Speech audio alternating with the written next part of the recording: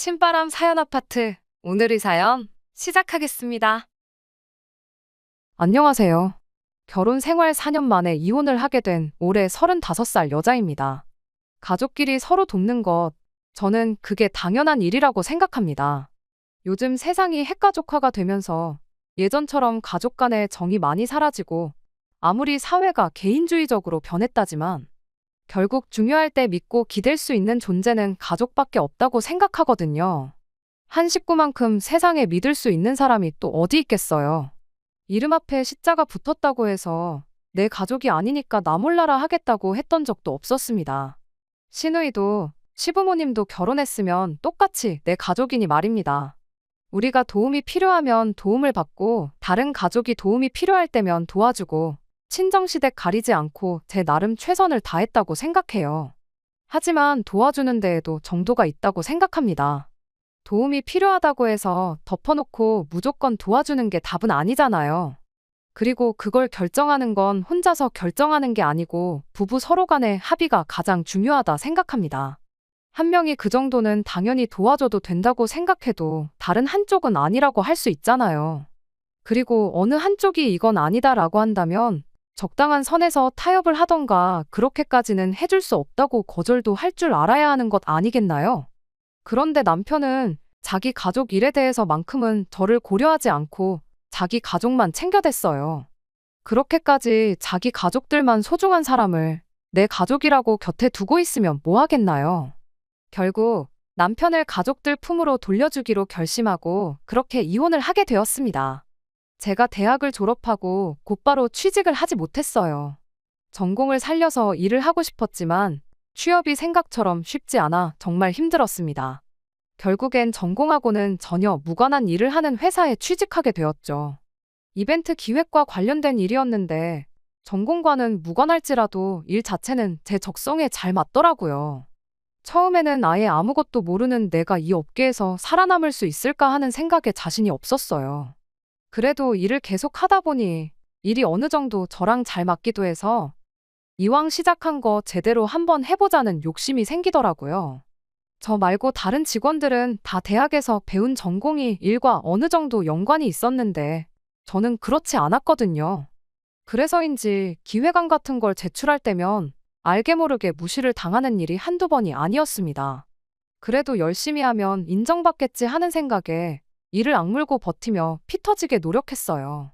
그리고 그렇게 회사 생활을 시작한 지 5년 차에 남들은 그보다 몇 년을 더 일해야 맡아볼까 말까 하다는 대형 브랜드의 신제품 론칭 행사 일을 맡게 되었습니다. 제 노력이 결실을 맺었던 거죠. 남편을 처음 만난 건 바로 그때였어요. 남편이 그 회사를 다니는 직원이었고 업무적으로 협업을 할 일이 많아 자연스럽게 자주 마주치게 되었죠. 내 능력을 증명할 수 있는 자리였던 만큼 그 어떤 실수도 생기지 않게 철저하게 준비를 하고 있었다 보니 그때까지 남편하고는 업무적인 연락 외에는 아무것도 주고받고 하지 않았습니다. 본격적으로 연락을 주고받게 된 건 행사를 성공적으로 마무리하고 난 뒤였죠. 남편이 말하길 저랑 가까워지고 싶었는데 도무지 빈틈을 보여주지 않아 애먹었다나요. 아무튼 그렇게 연락을 주고받기 시작하다가 저희는 연애를 시작하게 되었습니다. 대기업을 다닌다는 조건도 좋았지만 무엇보다 남편 자체가 배려심이 많고 사려 깊은 사람이었다는 게 좋았어요. 제가 일에 열중해 있느라 먼저 말도 못 붙이고 전전긍긍하고 있었던 것도 그렇고 실제로 연애하면서도 그런 느낌을 받았던 적이 한두 번이 아니었거든요. 그렇게 2년간의 연애 끝에 저희는 결혼을 하게 되었습니다. 이미 30 가까운 나이에 시작한 연애였다 보니 저는 어느 정도 결혼도 염두에 두고 있던 상황이었어요. 하지만 그게 행여나 저 혼자만의 생각일 수도 있었기에 연애하면서 남편 가족들을 따로 소개받거나 했던 적은 없었습니다. 시부모님을 처음 만난 것도 신우를 처음 만난 것도 전부 결혼 이야기가 나오고 나서예요. 신우는 결혼 허락을 받기 위해 시부모님을 만난 뒤 따로 자리를 만들어 처음 인사를 나누게 되었죠. 남편보다 2살 위 누나로 저희가 연애를 시작하기 전부터 이미 결혼의 가정을 꾸리고 살고 있는 전업주부였습니다. 처음에는 그냥 오지랖이 넓은 그런 사람이구나 싶었어요. 우리 결혼 준비하는 걸 도와주겠다며 눈치도 없이 데이트하는 자리에 따라 나오고 그랬거든요. 그냥 애도 없는데 전업주부로 산다고 시간이 남아 돌아서 따분해 저러는 거구나 생각했었는데 도와주고 싶다는 그 마음 자체는 고마웠지만 결혼을 신우가 하는 것도 아니고 우리가 하는 건데 뭘 자꾸 도와주겠답시고 사사건건 껴드는 건지 싶은 마음이 더 컸습니다. 당시 남편은 누나가 친해지고 싶어서 저러는 거 아니겠냐며 최대한 좋게 좋게 신우의 오지랖을 포장해 주려고 했었어요. 신우가 따라 나오고 싶다면 싶다는 대로 자리에 데리고 나오고 그랬으니까요. 그런데 어느 순간부터 신우가 너무 노골적으로 자기 하고 싶은 대로 저희 결혼 준비를 좌지우지 하려는 건가 싶을 정도로 간섭을 하기 시작하더라고요.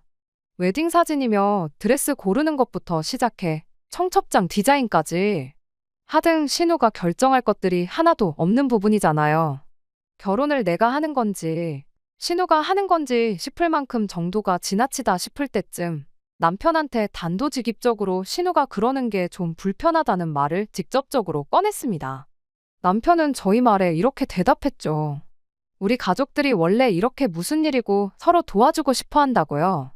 누나가 이래라 저래라 한다고 누나가 하자는 대로 할 생각은 없으니까 걱정 말라고 그냥 도와주고 싶어서 저러는 건데 성의를 무시할 수는 없지 않냐며 다 친해지고 싶어서 저러는 거니 저보고 이해를 좀 해달라는 식이었습니다. 뭐 저렇게까지 말하는데 제가 어쩔 도리가 있었겠나요. 그래도 신우이의 조언이 아무 도움이 되지 않았던 건 아니에요. 딱 하나 마음에 들었던 게 있는데 그게 바로 결혼식장 식사 메뉴를 정하는 부분이었어요.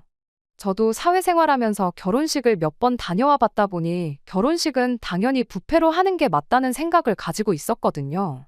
그런데 신우가 하는 말이 뷔페가 호텔처럼 잘 나오는 것도 아니고 먹어봐서 알겠지만 음식 퀄리티도 별로라면서 차라리 스테이크나 갈비탕 같이 정갈하게 한 상 나오는 게 더 낫다고 그러더라고요.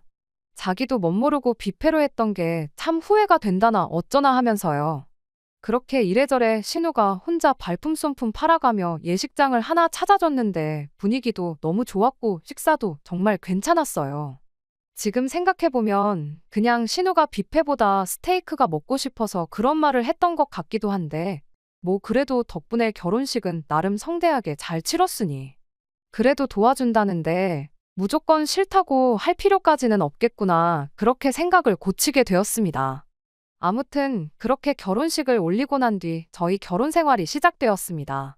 세상에 누가 이혼을 염두에 두고 결혼을 하겠나요? 결혼 초반은 정말 남부러울 것 없이 행복한 시간의 연속이었어요.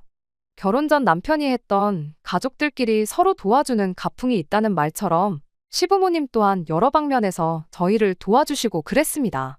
맞벌이 하는데 집안일 같은 거 조금이라도 줄이는 게 좋지 않겠냐며 이런저런 반찬을 해주시곤 했죠. 시댁까지 거리가 꽤 돼서 항상 저희가 가지러 가기는 해야 했지만 그렇게 신경 써주시는 게 어디냐 싶었고 그 마음 씀씀이가 감사하기까지 했습니다. 그런데 이런 시부모님의 도움이 저를 위한 도움이 아니라는 걸 알게 되었어요. 가족끼리 서로 돕는다는 그 가풍의 진짜 의미를 알게 된 순간이었죠. 실제로 도움이 필요했던 건 저희가 아니라 시누이였던 겁니다. 일단 시부모님이 매주같이 챙겨주던 반찬만 봐도 항상 저희 것뿐만 아니라 시누이네 반찬까지 함께 챙겨주셨었거든요. 그리고 너네 반찬 가져가는 김에 네 누나네 것도 챙겨다 주거라 매번 이런 식이었어요. 시누네가 시댁에 비해 저희 집에서 비교적 가까운 거리에 있었다 보니 가져다 주는 것 자체에는 아무 문제가 없었습니다. 진짜 문제는 항상 시누이네 반찬 양이 훨씬 더 많았다는 데 있었죠. 반찬통 크기만 해도 거의 2배 차이가 날 정도였거든요. 종류도 몇 가지나마 더 많았고 저희한테는 따로 안 챙겨주는 국 종류도 몇 개씩 있었어요. 종류나 양이 더 많고 적고 그 자체는 저희한테 큰 문제가 되지는 않았습니다. 어차피 저희 부부는 맞벌이 생활을 하다 보니 저녁도 밖에서 해결하는 경우가 더 많았거든요. 냉장고에 반찬만 많아봐야 집에서 거의 식사를 하지 않는데 그나마 챙겨주시는 적은 양의 반찬들도 제때 다 먹지도 못하고 버리는 일이 부지기수였어요. 그냥 저희들 맞벌이 한다고 집안일 좀 덜 하라고 챙겨주시던 그 마음이 감사했던 거지 반찬이 꼭 필요했던 건 아니었던 거죠. 한 번은 저희가 그 전주에 받은 반찬이 그대로 있어서 이번에는 반찬을 따로 받아오지 않아도 되는 상황이었습니다. 그런데 시어머니가 신우네 걸 가져다 줘야 하니 무조건 오라는 식으로 막무가내셨죠. 신우가 직접 가면 되는 거 아니냐 했더니 걔가 차가 있는 것도 아닌데 이 무거운 걸 어떻게 혼자 들고 가겠냐고 저한테 핀잔을 주셨죠. 그러니 저도 자연스럽게 생각이 바뀌게 되더라고요. 저희 먹으라고 반찬을 챙겨주시는 게 아니라 신우네 걸 챙겨주고 싶은데 신우가 차가 없으니 대신 배달을 시키는 게 아닐까 하는 식으로요. 신우네 주는 거에 비해 보잘것없는 반찬들은 그냥 시키긴 미안하니 심부름값 정도 챙겨주고 있다 생색내려고 그러는 건가 싶은 마음이었어요. 그건 그렇다 쳐도 더 이해할 수 없었던 건 신우이가 애가 있는 것도 아니고 그렇다고 저희처럼 맞벌이를 하는 것도 아닌데 왜 집 반찬을 항상 시어머니가 해주고 계시는 건가 하는 사실이었습니다. 단순히 요리를 못해서라고 한다고 하면 이해할 수 있겠지만 언제까지 시어머니한테 받아먹을 수도 없는 부분이고 신우도 전업주부 생활을 하기로 했으면 자기들 밥 정도는 자기가 알아서 챙겨야 한다는 생각이었거든요. 그래도 내가 너무 예민하게 받아들이고 있는 걸 수도 있겠다 싶어서 최대한 좋은 쪽으로 생각하려고 노력했습니다. 그런데 한 가지 사실을 알게 되면서 그 마음마저도 완전히 돌아서게 되었어요. 바로 남편이 이 반찬값을 저 모르게 따로 시어머니께 지불하고 있었다는 사실이었습니다. 그동안은 저 몰래 하고 있었나 본데 이제 저도 한 식구라 그런 건지 아니면 저는 안중에도 없었던 건지 하루는 제 앞에서 대놓고 남편한테 반찬값 이야기를 꺼내더군요. 이번 달 반찬값은 100만 원만 주면 돼 하고요. 순간 저는 귀를 의심했죠. 그래도 시어머니 있는 자리에서 따지고 들 수는 없어서 반찬 받아 신우네 집에 내려다 주는 길에 남편한테 대놓고 물어봤어요. 우리가 먹는 게 얼마나 된다고 반찬값을 100만 원이나 드리고 있냐고요. 남편은 그 질문에 그게 뭐가 문제냐는 것 마냥 자연스럽게 대답을 해주대요. 어디 이 반찬을 우리만 먹냐고 누나네도 먹지 않냐고 하면서 말이에요. 어머니가 반찬 만드느라 고생한 인건비까지 생각하면 오히려 너무 조금 들여서 마음이 안 좋다나 어쩐다나 당당하게 말을 하는데 솔직히 100번 양보해서 시어머니께 용돈을 드린다 생각하면 그 정도 드릴 수도 있다 이해할 수 있어요. 차라리 그렇게 말을 했으면 그동안 몰랐던 내용이지만 이해는 한다고 허나 시댁에만 용돈을 드릴 수는 없으니 친정부모님도 조금 드리겠다 말하고 말았을 이야기였겠죠. 그런데 당당하게 신우네 반찬값도 내주고 있다고 이야기를 하니 짚고 넘어가지 않을 수가 없었습니다. 시어머니가 이번 달은 100만 원만 주면 된다고 했던 말도 그동안은 100만 원 이상을 드리고 있었다는 말이나 마찬가지인 발언이잖아요.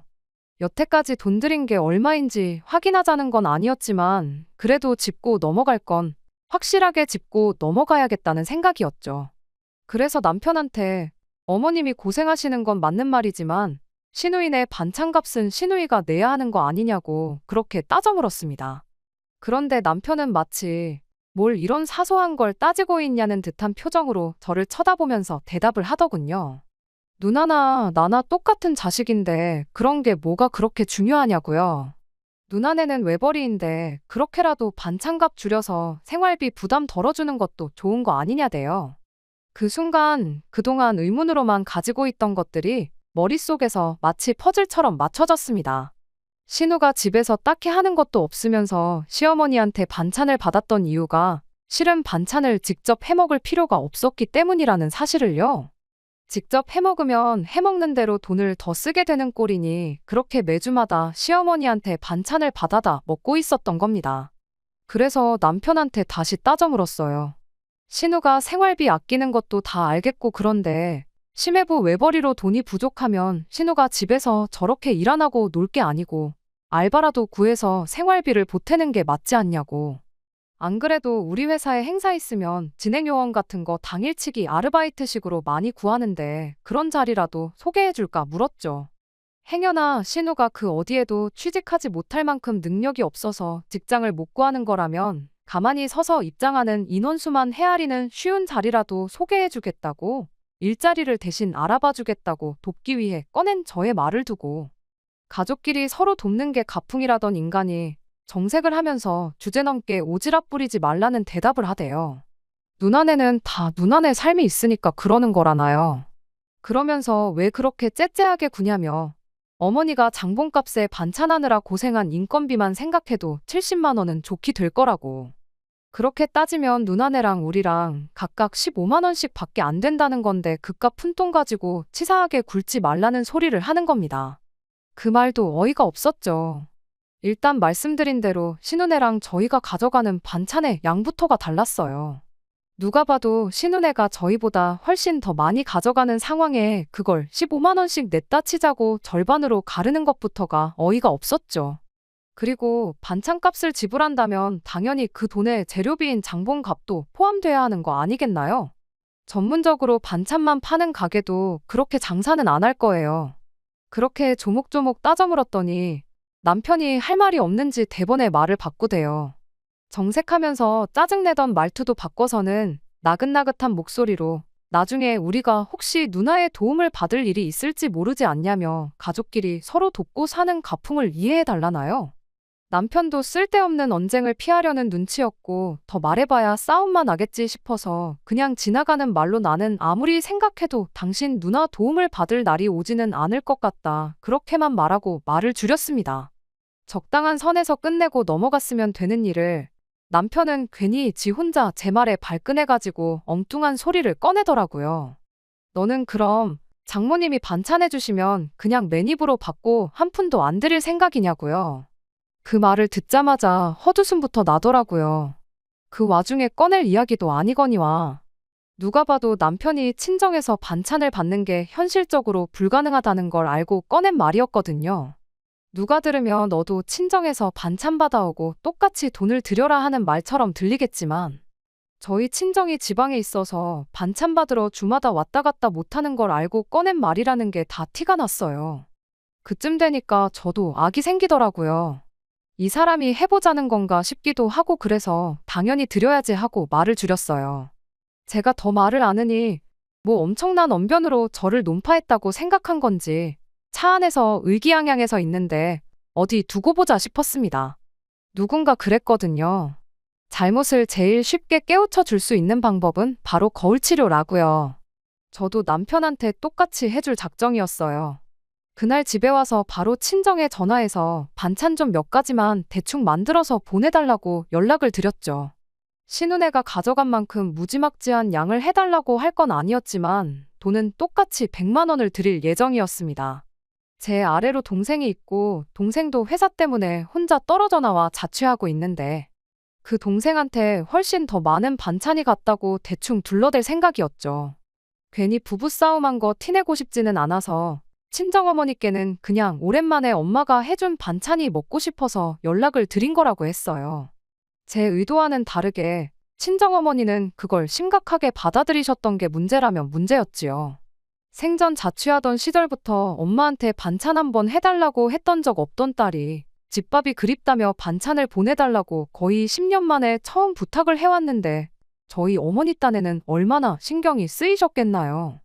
그 부분을 제가 생각 못했던 거죠. 차라리 사실대로 말씀드렸으면 싶을 만큼 친정어머니께서 정말 5만 가지 반찬을 해서 보내주시게 되었던 겁니다. 친정어머니가 그만큼 많은 반찬을 하셨다는 것도 어머니가 택배를 보내고 나서야 알게 되었어요. 그때가 여름 한참 때였거든요. 아무리 냉장 포장을 꼼꼼하게 하셨다고 해도 거리가 있다 보니 운송 중에 시간이 꽤 걸리기도 하고 배달 중 차 안에서 음식끼리 흔들리고 서로 부딪혀서 상하는 경우도 많다고 하잖아요.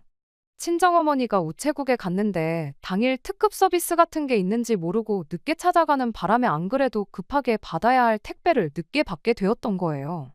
친정어머니는 이거 어떡하냐고 번거롭게 해서 미안하다고 저한테 전화를 주셨던 거고요. 저희가 맞벌이다 보니 한참 택배가 올 시간에 집에 아무도 없는 걸 아셔서 걱정이 돼서 전화를 주셨던 겁니다.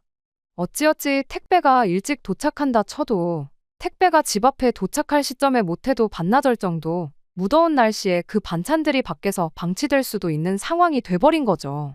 아무리 제가 남편에게 거울 치료를 해주겠다고 골려줄 생각에 부탁드린 반찬일지라 해도 어머니가 그렇게 고생하셔서 그 무거운 걸 혼자 포장까지 하고 택배까지 보내주셨는데 그걸 받자마자 못 먹게 만들 수는 없는 노릇이잖아요.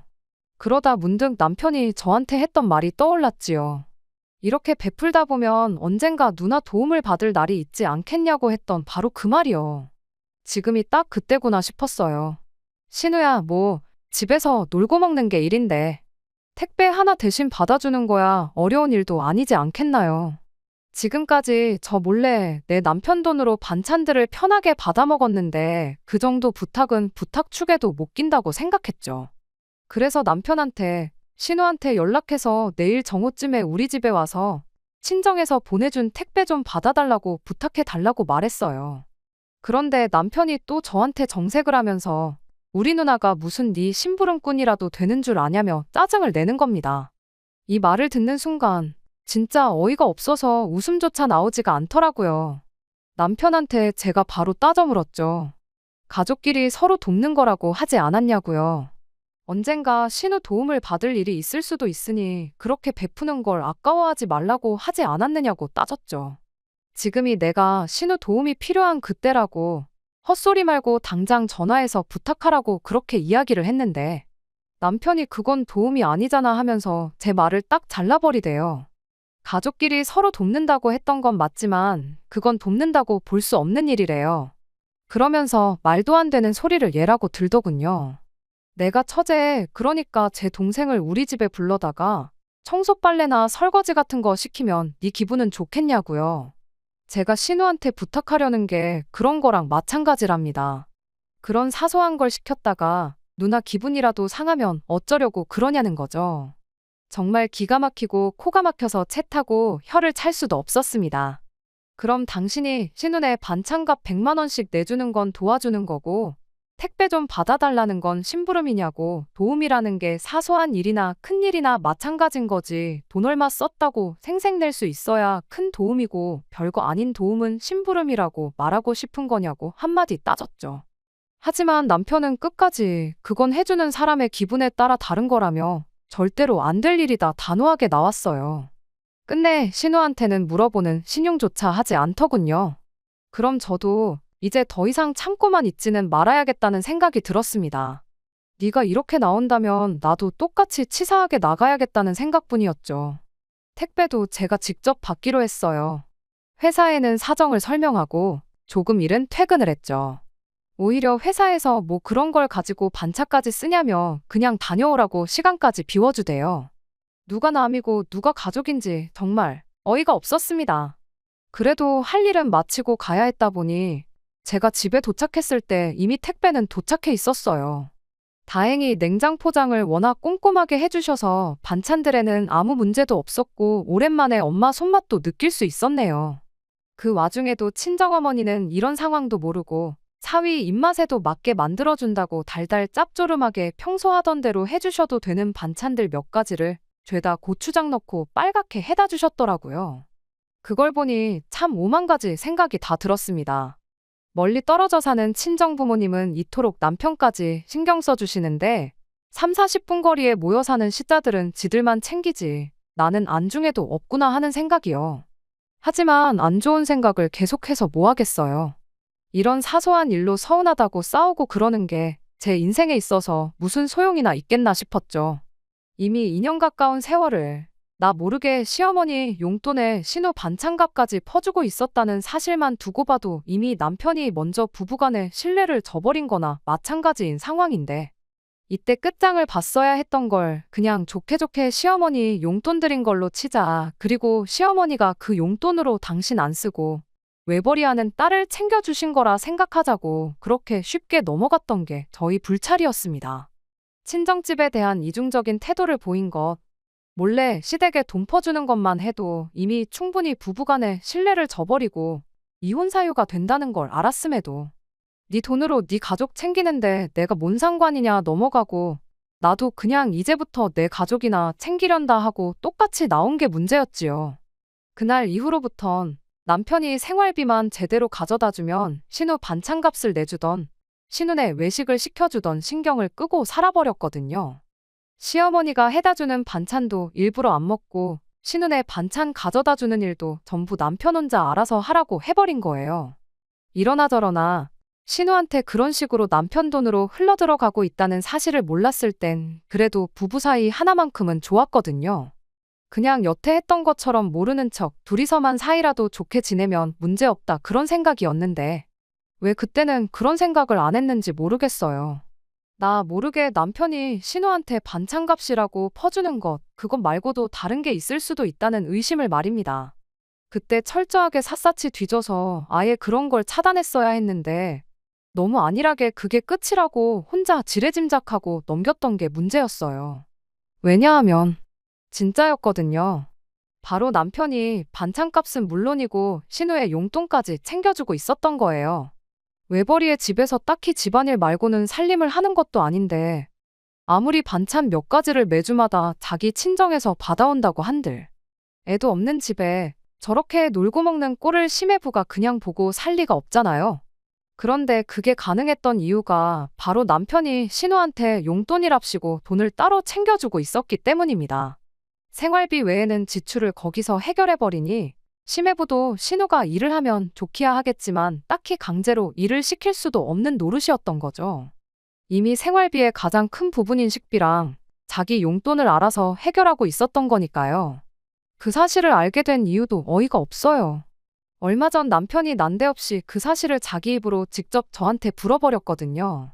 하루는 남편이 난데없이 저한테 모아놓은 돈이 얼마나 되냐고 묻대요.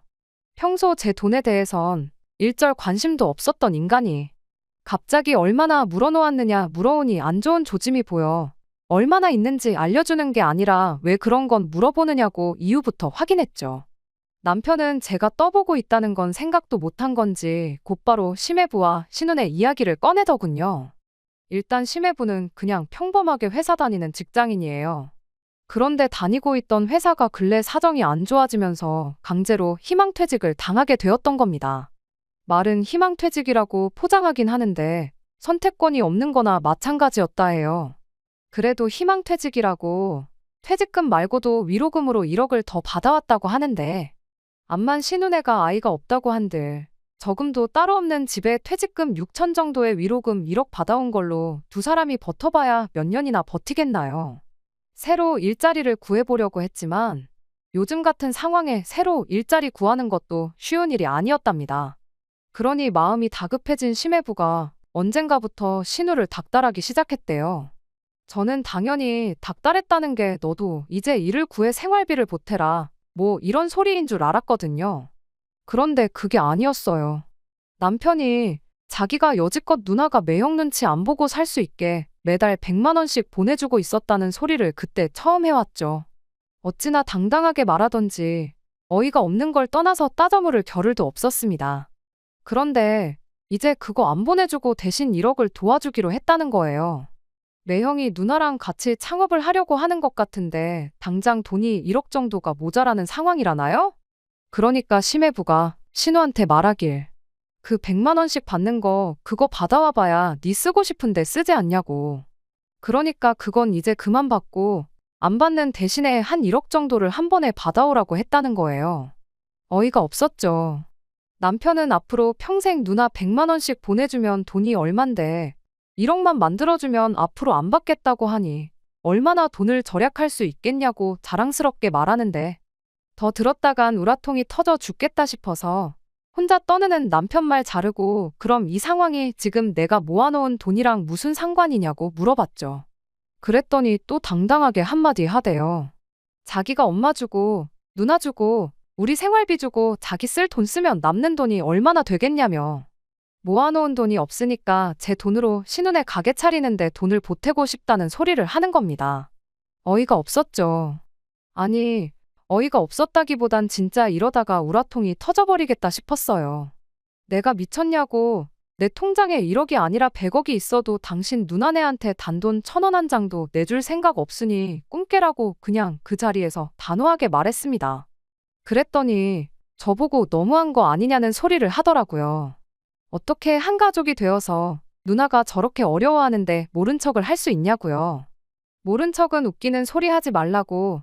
애초에 네가 니네 엄마한테 가져다 준 돈이랑 나 모르게 또 니네 누나한테 퍼준 돈만 단순히 계산해도 4년 동안 1억은 좋게 넘을 텐데. 지금 1억을 내주면 앞으로 줄 돈이 없어지니까 돈을 아낀다는 소리를 할 수가 있냐고, 그게 제정신으로 하는 소리냐고 그렇게 따졌죠. 그랬더니 그때는 그때대로 누나가 힘들었으니 도와줬던 거 아니겠냐고. 게다가 엄마한테 준 돈이랑 누나한테 준 돈은 엄연히 다른 돈인데 왜 그것까지 한 번에 합쳐서 계산하냐고. 저보고 계산 방식이 참 웃기다고 되려 큰 소리를 뻥뻥 치는 거 아니겠어요? 그러더니 또 우리 집 가풍이 어떤지 잘 알고 있지 않냐고. 나는 어릴 때부터 가족끼리 서로 챙겨주는 게 당연하다고 배워왔다며 지금 당장만 생각하지 말라고 저한테 충고하듯 한마디 하는 겁니다. 나중에 우리가 똑같이 힘든 상황이 오면 이 세상 누가 선뜻 나서서 도와주겠냐고요. 힘들 때 기댈 수 있는 건 이 세상에 가족밖에 없는 거 알지 않냐며 또다시 가족 타령을 하고 있는 겁니다. 아니, 가족끼리 끈끈한 거 내가 몰라서 이러냐고. 나는 니네 가족 때문에 힘들면 힘들었지. 뭐 하나 도움받은 적 한 번 없다고 한마디 해줬습니다. 가족 핑계로 한쪽만 일방적으로 희생하라고 하지 말라고. 챙기고 싶으면 네가 네 돈으로 챙기라고 가족끼리 서로 돕는다는 그 말도 이젠 우습지도 않다고 했어요. 너한테 가족이란 이름 앞에 시자 붙어있는 네 가족뿐이지 않냐 한마디 했습니다. 그렇게 한참 따지는데 답답해하고 있는 남편 꼴을 보자니 이걸 설명하고 있는 제 자신도 우습고, 저렇게 강하게 나오는 걸로 봐선 제가 끝까지 싫다고 할 경우 어디 빚이라도 내서 기어코 누나를 도와주겠구나 싶더라고요. 그래서 그냥 제가 포기하기로 했어요. 당장 돈이 없으면 내가 돈 마련할 방법 알려주겠다고. 나랑 이혼해서 재산 분할 받아가라고 한마디 해줬죠. 나는 이제 니네 가족 안 할 테니까 그 돈 받아다가 누나를 챙기든 엄마를 챙기든 둘 다 챙기든 네 좋을 대로 하라고요. 어차피 진짜 이혼하려고 꺼낸 말이었고 남편이 제 말을 듣고 잘못을 깨달아 사과해온다고 한들 받아줄 생각도 없었습니다. 그런데 이 가족에 미친 인간이 기어이 진짜 그 방법밖에 없겠냐면서 하는 수 없이 이혼을 해야겠다는 식으로 나오더라고요. 너랑 나는 뭐 서류 한 장으로 가족이 된 거고 서류 한 장으로 다시 남이 될 수 있는 사이지만 피가 섞인 가족은 무슨 수를 써도 남이 될 수는 없는 거 아니지 않겠느냐면서 말이죠. 그러더니 대신 재산 분할은 정확히 절반 나눠서 가져가는 걸로 하자는 겁니다. 내가 미쳤냐고. 여태 네가 니네 가족 퍼준 건 생각도 안 하고 내 돈까지 합쳐서 절반을 가져갈 생각을 하느냐고. 염치 좀 있어봐라 했죠. 어차피 결혼할 때 반반 가지고 했으니 결혼할 때 가져온 만큼만 딱 잘라서 가져가라 그렇게 한마디 해줬습니다. 그런데 기어이 남편은 그렇게는 안 되겠다고. 내 돈까지 합쳐 절반 재산 분할을 받는 게 이치에 맞다며 소송 준비를 하기 시작했어요. 어디 한번 할 테면 해봐라 였습니다. 저는 소송에서 질 자신이 없었거든요. 그리고 역시나 남편이 시어머니와 신우한테 돈을 주기적으로 보내고 있던 기록이 고스란히 남아있어 재산 형성에 기여도가 전혀 없었다는 걸 인정받아 남편이 원하는 대로 재산 분할을 절반씩 나누는 일은 없었네요. 기어이 진흙탕 싸움 끝장을 보자고 먼저 나온 건 남편인데 제가 거기서 남편 사정을 더 봐줄 필요가 뭐가 있었겠어요? 그 길로 저는 바로 위자료 청구 소송에 들어갔고 유책 배우자였던 남편에게서 2천만 원의 위자료를 받아낼 수 있었습니다. 이왕 개싸움이 돼버린 김에 시어머니랑 신우한테도 위자료 청구를 하려고 했는데 안타깝게도 시어머니한테 들어간 돈은 제가 인정하고 넘어간 부분이기도 했고 신우이 또한 남편이 자발적으로 돈을 보낸 거지 신우가 직간접적으로 돈을 요구했다는 증거가 없어 변호사님이 그렇겐 힘들거다 하길래 그건 포기했네요. 그래도 남편이 원하던 대로 재산 분할 안 해주고 위자료에 소송비까지 다 물린 게 어디냐 싶어 그냥 거기서 만족하기로 했습니다. 그렇게 남편과는 완전한 남남이 되어버렸죠.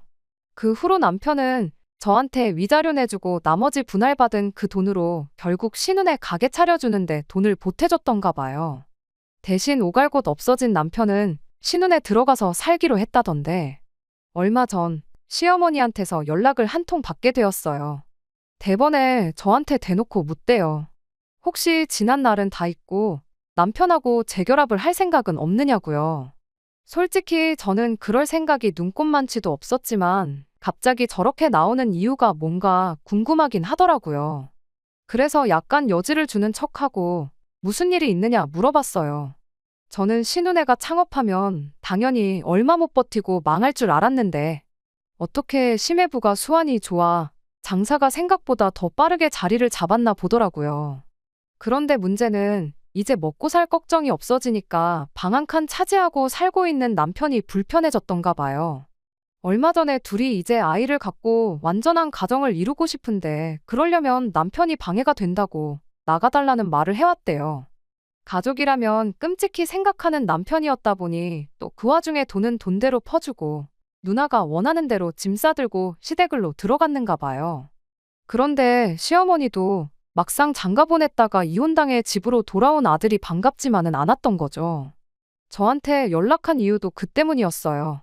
다시 품에 끼고 살자니 번거로워서 저한테 다시 데려가 달라고 연락을 해온 거였던 겁니다. 자초지종을 듣자마자 어머님한테 한마디 했죠. 제가 미쳤냐고, 어서 애물단지를 이혼한 며느리한테 다시 떠넘기려고 하느냐고요.